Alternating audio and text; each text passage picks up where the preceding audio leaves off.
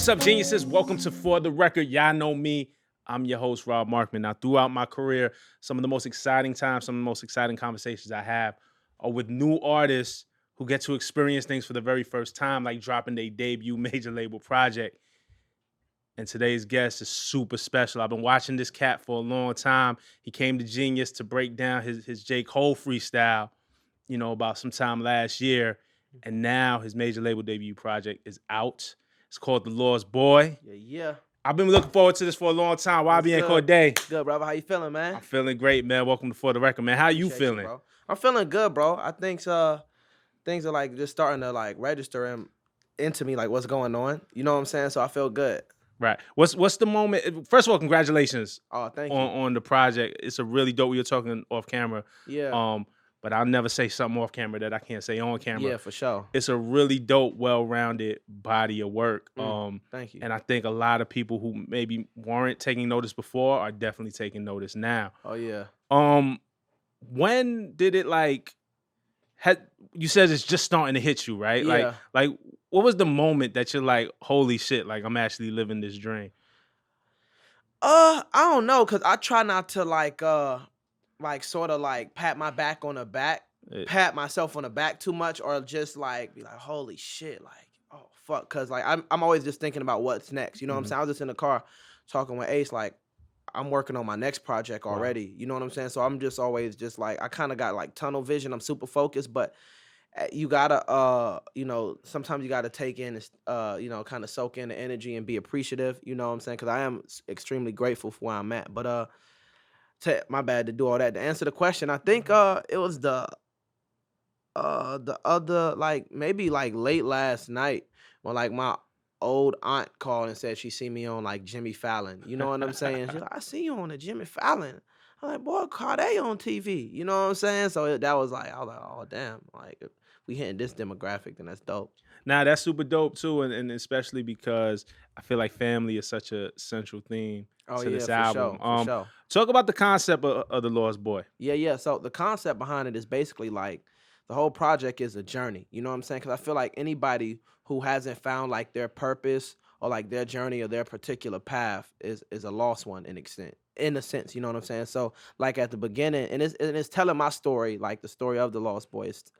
So at the beginning it's it's like the project is one big path, if that makes sense. So at the beginning of the journey, it's wintertime where I'm kind of just giving a little bit of background information about myself, as I'm leaving. It's it has those chill, rainy vibes, the saxophone with Terrace Smart who comes in, shout out to him, to bring that soul to that. And the next song is Have Mercy. And that's the second step on the path. When you first leave home to go on the path, it's you enter into that hellfire, and that's what Have Mercy represents. And not even hellfire, just life shit, you know what I'm saying? So then the next song is just Bad Idea, which is, I originally called that song Never Went Home. So, and the concept behind that is when you first leave, when you first on that path, you looking back man, I ain't never going back home. Right. You know what I'm saying? Whenever you take a step, you leave your home city to go out and chase your dreams, man, I ain't never going back. And then the next joint is Thanksgiving, which is all about home and family, and then after Thanksgiving, it's rich nigga problem. So now we're in this journey where we're experiencing new problems, and then the next one is Broke as Fuck, but we're reminiscing about other problems. You know what I'm saying? Because you got it now, but you're damn, you don't lose sight of when you didn't have it. Exactly. And then the next joint is 1,000 Words of speaking on, just social media and things. And then the song after that is Way Back Home. So it's I'm further down in this path, and now I went this far just to realize what was most important in the beginning, trying to find my way back home. You know what I'm saying? That was off note, by the way. And then, and then right after the Way Back Home, the grandma skit, right. Grandma's House is the next joint. Shout out to Granny. My actual grandmother is on that joint. And then after that, it's Been Around, which is sort of a calming and just sort of self-realization song. You know what I'm saying? So it's just one, and I say all that to say, and then Lost and Found, which is the very last, We Gon' Make It, and then Lost and Found. The last two songs, We Gon' Make It is inspirational. We at the end of this, we done been through all this shit, but we gon' fuck around and make it. You know what I'm saying? And then the last song is almost like a celebration, So it's just, the whole project is just one big ass journey. So it's the journey of the Lost Boy, Right. So it's just that. It's a dope album. It's a dope feel. I was telling you earlier, based off of the records, like kind of what made me a fan of you. Records like Kung Fu, records Yeah. like Have Mercy. We like these up tempo things that Yeah. really showed that you could spit.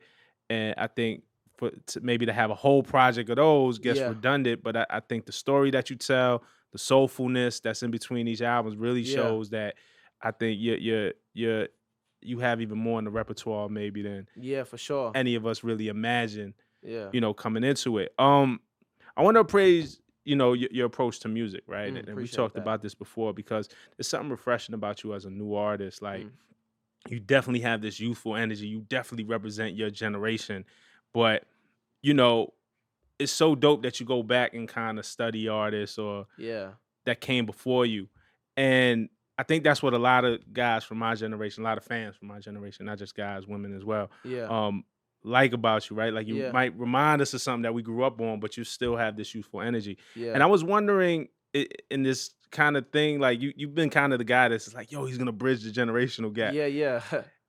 And then I'd step back and I was like, yo, is that unfair to Yeah. put on you? Like, do you feel pressure Uh, for that? not really, cause I don't. That was never like my goal. You Right. know what I'm saying? That's not like what I have in mind. That's not like my purpose. I just make music. You know what I'm saying? And then through my music, a lot of people just been giving me like that title, like the bridge, the bridge, the generational, the bridge to bridge the gap of the generational divide. I remember when somebody was like, "Yo, you should call your album The Bridge." I'm like, "Nigga, come on, nigga, get the fuck out of here, nigga." But yeah, but I don't really feel any pressure by that, man. I Okay. just make like a lot of people was like, do I feel pressure coming into this like creating this project? I was like, nah, man. I just make music. You know what I'm saying? And just let the music speak for itself. Like I'm not really like trying to oversell this project to anybody. You know what I'm saying? I'm not trying to like convince anybody that is dope or anything. I just want people to like just give it a shot, let it marinate, just listen to it and come up with their own opinions after that. Cause that's the beautiful thing about music. Right. So it's dope. One of the hard things to do, and I had this debate all the time Yeah. with especially people from my generation. It's like Yeah. on on Bad Idea, you sample the same Donny Hathaway and Roberta Flack record. Mm-hmm. And coincidentally, a Roberta Flack record is right behind you. Oh, That that's was fire. a straight coincidence. But you sampled the same record that Scarface Scarface did did for on My my Block, block. Yep. which was a classic record. Oh yeah. And people forget. I think even before Scarface, a couple of years before that, MOP sampled it on a song Mm. called World Famous. Yeah. But you take your shot at it. I mean, almost 17 years later. Yeah. And then there's some people who feel like samples can't be touched. Yeah. And then there's some people like myself who are like, yo, like he just made maybe a Scarface song relevant. Maybe he gives somebody a reason to go back Yeah. to For listen to sure. Scarface who's never heard it before. Yeah. Exactly. You were familiar with My Block before you did Bad Idea, Oh yeah, right? for sure. For sure, I was familiar with it. I remember that was a song that was on like I forgot. It's one movie that was like the song for. I think it was like My Baby's. I'm forgive me if I'm saying the word. It was like My Baby's Daddy or some shit like Okay. that was on that movie. But yeah, like Scarface is I was Scarface. He's like an underrated lyricist. He's like the king of the South, the first king of the South. Yeah. He's on like For sure. he got hella songs with it's another sample from Jay-Z, the Can't Be Life Can't joint Be that Life. Scarface is on as well. So I ain't even like realize that. But I didn't like go into it like I don't really go sample searching. You know what I'm saying? If it comes shout out Bongo and Kid, they produced the record and they added their own like feel to it. You know It what definitely I'm saying? has its own feel to it Yeah, as well. Like, for there's sure. not the sample is the sample. Yeah, exactly. And then it's about what you bring to it. Yeah, And I exactly. thought you brought something to it. So it wasn't like you went in and was like, yo, we gotta redo that Scarface joint. Exactly. It just stood out to me because, it just brought back an automatic feeling of nostalgia. And I Right. just rocked with like the new drums we added, the Yeah. kicks, and I was just like, oh yeah, this is it. Nah, it came out dope, man. I commend you for that. Wintertime, you mentioned Wintertime, which kind of Mhm. opens up the project. Yeah. And I appreciate that song and moments on the album like that because it really shows us who you were before Yeah, we for knew sure. you. And though I've been sitting with you here at Genius for some times, Yeah. a lot of times off the camera, it was dope because I'm like, oh shit, I'm learning something new about Cordae as a Yeah, fan. Like, exactly. just on Wintertime, like the bars, my mama said I'm bugging, no need for pesticides. That's a Yeah. bar. Yeah. was just waiting tables, gave customers extra Extra fries. fries. Yeah, So exactly. you were working at TJ. Yeah, Fridays, like I was always I was like the cool, everybody always asking me, requested me, you know what I'm saying, at Fridays, because I like the cool, I like look out, you know what I'm saying? Like give was just waiting tables, gave customers extra fries. Like that's a real bar. I'll be like, you know what, fuck it. My repeaters here, 2 fries for the one. You know what I'm saying? Bless them. You order appetizers, I might give you an extra 10 wings. You know what I'm saying? Just cause like even being at that small position of power where I can like do something to like make people feel good, you know what I'm Mhm. saying? Make people happy. Look, this is something small as like extra wings. You should see the smiles that put on people's Right. faces. You know what I'm saying? They be happy as shit. Like, damn, this nigga just gave me extra wing. I fuck with this nigga. You know what Right. I'm saying? Low key, I was trying to get extra tip. You know Of what I'm saying? course. Of Of course. course. It's hustling, Yeah, bro. yeah, for sure, hustle 1-on-1. But yeah, it's just going, just going back to that because I felt like with the music I put out before, I wasn't really telling my story. I didn't have a Mhm. chance to. Kung Fu doesn't really tell a story. Right. A lot of Jones don't. So Another line just on that song, man. Was addicted to the Xans to calm anxiety down, yeah, and I never would admit it because society clowns. yeah, Um, Talk about that because that's something that usually too right now when we hear rappers talk about Xans and that yeah, whole wave is very recreational, yeah, for sure. and you're talking about it in a different way, like it was something that you actually struggle with. Yeah, yeah, for sure. I was yeah, cause first of all, Xanax is not for us. You know what I'm saying? So I had to kick that shit. But it was like a cool like couple month period. Like my folks didn't even know that. You know what I'm Right. saying? While I was in school and I was just popping them Jones heavy. I was just zombied out. You know what I'm saying? It just was like a pain number. It really is not. I was on like it was like really Xanax and Percocet. You know what I'm saying? I was on those a lot. And I kind of like I stopped that because I one time I just took a long hot shower and just reevaluated my life. You know how that Mhm. shit go when you trying to. I'm really good at picking up myself or like realizing like, oh shit, I'm fucking up, like, or I'm tripping. You know what I'm saying? But yeah, it was a point in time where I was on that shit heavy, the perks and the Xanax heavy. But I really never mentioned it because I didn't want to because Xanax is being so glorified. You know what I'm saying? Perks is Mm. being so glorified. I was saying it more as like a reminiscent way, just like taking myself back to that dark place where I was at the time, where I was on them Jones. Mm. What was it that was giving you anxiety at the time? What was like kind of Just life shit, man. Just yeah. being like a working college student with just being that was my first time being an adult. That was my first time being alone. You know what I'm saying? And I started just on some cheap shit. You know what I'm saying? Like that was my man's is doing them jumps. I was like, fuck it. We on the weekend, and then it started becoming like a recreational thing. Right. So I until I like took a step back and like, yo, this is not for me. This is not my shit. Right. Nah, man. And it's dope. I appreciate you being kind of open. Like I Yeah. said, I learned something. I was like, oh, I didn't even know that was part of your story Yeah. like Exactly. that. But it never felt again like you were saying it just to say it, or if it was Yeah. like some recreational. So it's good. I think we get a lot of that on one side, Yeah. and For to get sure. this on the other side with a little more context, a little more meaning as to why, it adds the balance. You know what I'm saying? Yeah, exactly. And it's more so just me being extremely authentic, me being vulnerable and transparent, Right. because that's the only way like people feel music, that's how you like really feel and connect with it, Hmm. just being transparent and Talking about making a connection. yeah. Your J. Cole 1985 freestyle. Yeah, I yeah. mean, here you go. You take his song and he gives a perspective where he's talking about where he sees the faults of the young generation. Yeah. And then you flip it and say, wait, hold up though, Yeah. because y'all wasn't perfect either. Yeah, And y'all didn't. We exactly. do this because of this, but it ain't all good over there. Yeah. And Cardi B came from Love and Hip Hop. Don't Yeah, for forget. sure. Yeah, yeah, exactly. But Yeah. so you went, which was dope, man. Yeah. It was a clever move. I think it was a necessary move. Yeah. It was a cultural moment. How do Yeah. you go from kind of doing a rebuttal to J. Cole Uh-huh. to him producing Yeah. R&P off your album? Because it was never like a diss. You Right. know what I'm saying? It was more just like you said, a rebuttal and me just giving like a different perspective. That's what that whole joint was about, just to give folks a different perspective. But we had that joint. We had that. I got a couple beats from Cole. Like he reached out, you know what I'm saying?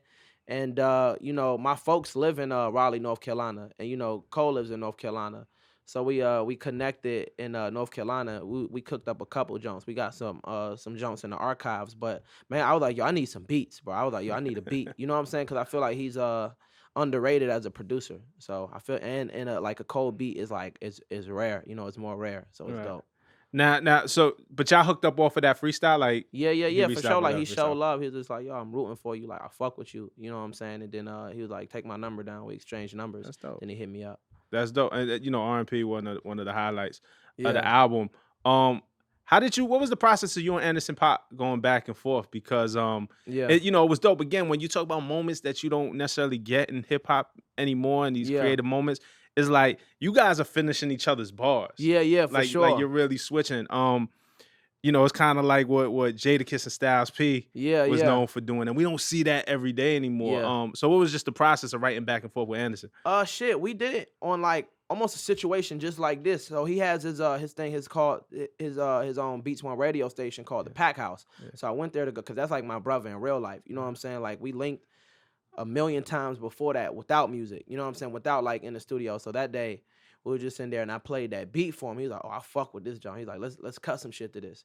So we recording in like a Beats One radio room where they conduct interviews. We recorded on mics just like on like a Wow. mic just like this. We just going back, no pen, no pad. We just going back. We just like he say a bar and I'm like record. I say my bar, like going right back and forth with it. So that was like really dope and really fun because I never because like all the damn near all the features on my projects like I worked with the artist like in the studio. We created it, you know, the same day in the studio, and I feel like folks don't be doing that too much no more. But like the like because Anderson, like I said, that's my brother. You know what I'm saying? So like that chemistry that people feel on the record, it's real chemistry. You know what I'm saying? Mhm. That's my real life man's. So us going back and forth, it's just a fun record, man. I had a good ass time making it. You know, and I fuck with the feedback it's been getting. It's dope. So the version that we hear on the project Hmm. is the same version that y'all recorded the first. You didn't go back in and recut it. Oh no, no, I did not. That's not. We didn't recut it, but I just added some more to the beat because Cole gave the beat. It was like it was just broken down. The dun dun dun. He made that beat, but I added the sample at the beginning. Dun dun dun dun. Dun. I added that jump, and then me and AP we did all like the stops and pauses. Like Right. don't like we added that, and then my boy Kid added the strings at the end. That's So that's we super like dope. souped it up. We souped up the beat. That's dope though. I never heard of that before. Like Yeah. interview turns into a record. Yeah, Like that's exactly. Yo, hard. it got to be like a recording of that. Right. Like in that cuz we did it's like 10, 30 cameras in there. Like it Oh had to yeah, be yeah. Those recorded Beast One studios, they have cameras. You can't do everywhere. nothing. Nothing in that junk for sure. For sure. For real. 1,000 words. Yep. You kind of rap and you sing about the allure and the pressures of social media. Yeah, for sure. But you seem to avoid that Yeah. for the most part. And not saying that you're perfect or whatever, Yeah, yeah. but how often do you feel that pressure again? Like, you know, is there pressure to show something that's an exaggerated truth? Like you're an artist now, right? So things are Yeah. expected of you, right? Yeah, Maybe yeah. it be jewels or the flyest shit, or we talked about before that you were on a private jet Yeah. one time. So Yeah. you might have took 1,000 pictures on that one Yeah, private exactly. jet I and ain't stretched it out for the whole year. Yeah, exactly. Exact different angles, change my outfits. Yeah, but I mean, yeah, cause like you can create it's crazy what social media is because it's like it's this beautiful thing where you can change your life. You can create a business from it. You know what I'm saying? You can capitalize off of what it is. Cause we never had anything like social media before. You know what I'm saying? Mhm. We are in the first generation with it. So we experiencing the pros and cons of it. But the cons is like that shit is cancerous as fuck. You know, Mhm. it's just you can create your own reality on that. You know what I'm saying? Like living in this false reality that's in this picture gallery. Like you can create whatever lifestyle to advertise on social media. Like I remember when I was just talking about this, I was like, no pun intended, I was broke as fuck, but I was flying out when like a year or 2 years ago, damn near. I was flying out Cali on a guest pass, sleeping on like my uncle's couch, but I'm in college, but I'm taking pictures on Rodeo. You know what I'm Mhm. saying? With like the Palm Beach and shit and captioning life is good, no complaints. You know what I'm saying? Like that should just but that's just like the perfect example how you can create with a dope picture at the dope spot in a cool caption, you can create whatever narrative you want, whatever Mhm. lifestyle you want. And a lot of people do that. You know what I'm saying? Not that they're but some people call it marketing, others Right. call it capping, some people call it marketing. So it just sucks to get caught up into that. And it's like and even like, you know, everyday folks, everyday people, like, you know, how we are everyday people, one. But Like it's just like and it's a whole. I dive into it in a deeper meaning, like deep down, I think we all want to be a little Instagram famous. Deep down inside, nobody really want to be nameless. Like social media is like our best way to like for self validation. You Right. know what I'm saying? To our peers, if that makes sense. You know, Right. like you flexing on the ground with some cash and shit, and like your peers be like, oh shit, like oh you out here getting it, bro. You know what I'm saying? Like yeah, man, I'm doing me, but in reality, you know, shit is niggas broke as fuck. You know, Right. Nah, that's real, man. You know, he had that line too. They capping with lies, how they the cap capitalize, which exactly, is a dope exactly. bar, just the Yeah, play on words and stuff like that. But man, the whole thing is true, and I think it really resonates. And you even see what Instagram is doing now. They're yeah, experimenting with taking away the likes, yeah, and it's funny how those things have mental effects and self esteem effects yeah, on exactly, for people, sure, for sure. myself included. Like I Yeah, don't think none exactly. of us Yeah, is exempt. exactly. That's what I'm saying. That's Right. what I'm saying in the song. Like, I'm not putting myself at a higher pedestal because I still fall into the shit. I like looking fly on the gram and getting 200,000 likes. You know what I'm saying? I Right. feel good about. I be like, oh, this John. Oh yeah, this is a sweet flick. You know, it's part of human nature. We Right. like to be, you know, praised in a sort of way, or just more so self validation. We just need self validation. It's just a natural thing as a human, and like Instagram is like, or you know, social media in general is like that way to do it. You Right. know. Tell me about Nightmares Are Real with Pusha T, Yeah, yeah, man. yeah. How did this come together, man? I think Oh yeah. to me, Pusha's one of my favorite Oh yeah, for sure. Same. MCs right now, one of the greatest that we have actively doing it right now. Mm. Um, how did this come together for you? So Pusha always show love. It's a DMV connect, you know what All I'm right. saying?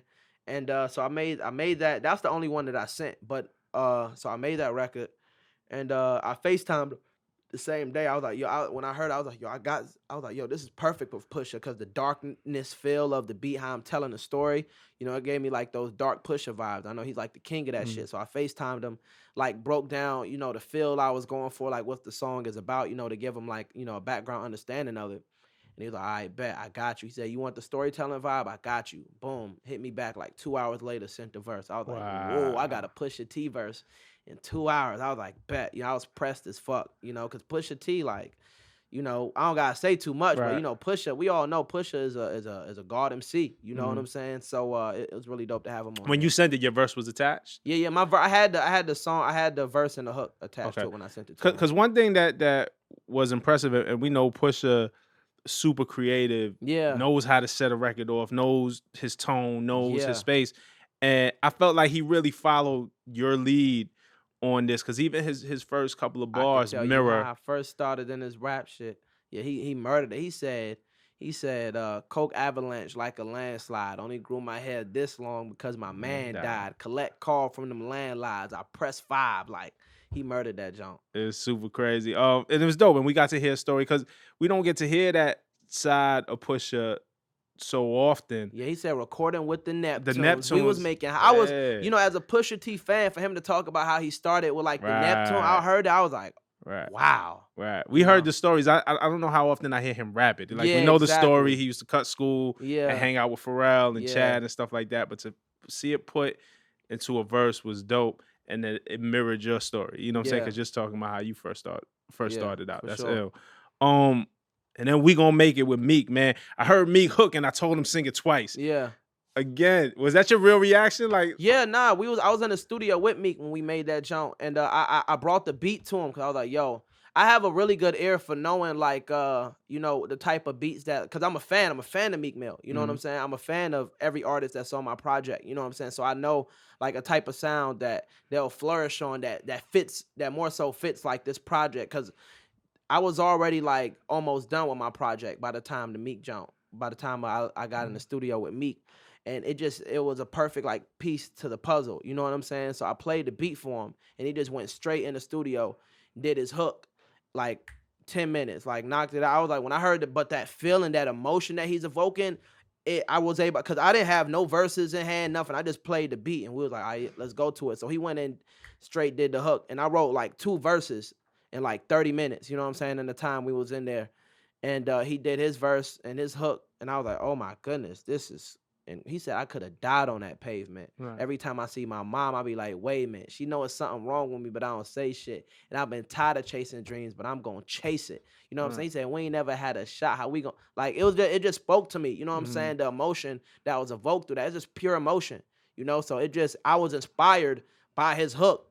That like, you know, I was just following he really like set the tone for that record. You know what I'm saying? I was able to pin my verse down to match him. My verses down to match him. It was dope too, because your ear said, yo, he would sound dope over this beat. Because I never quite, we're not used to hearing Meek like that, and he's proven himself throughout his career to be a multifaceted artist. Oh yeah, for sure. But if you just think about the memes, it's like, oh, Meek always screaming at you. Yeah. Which isn't true. Those are the memes. That's the exaggerated version of him. Sure. But to really hear him that soulful, like damn near singing. Man, it was extremely soulful. I was like, oh my. When he was in there, I was like, oh my. I was like smiling. I was like, oh my God, he just murdered this job. So you say you started writing your verses right away. Do you still write? Yeah. Pen to pad or yeah. I do. It just depends. I do pen. Excuse me. I do pen to pad, and I like do it on my phone. It just depends what I usually write pen to pad when I'm at home alone. I don't like bringing my rhyme book everywhere because my worst fear is like just leaving that shit in the studio and somebody got my shit. So a lot of times I be on the phone. It just depends what mood I'm on. Right. I'm in. But everything was kind of written down for this project one way or another. Oh yeah, for sure. Some hooks I kind of just went in and went straight, like the broke as fuck hook. I just went in straight and did that. But a lot of this whole project was pinned down for sure. We talked about Pusha T real quick. You talked about that DMV connection. And it's dope because I think the DMV is so varied and different styles, right? But it's a lot of dope music that comes if you look at Pusha, obviously from Virginia, you know, a Wale from DC, for sure. Yourself from Maryland, Pharrell, all of that. Being from Maryland, how do you think that influenced your music? Because it's a very soulful. It's so near DC, so it's a very soulful area. As far which has its own genre, go music. Yeah. You know what I'm saying?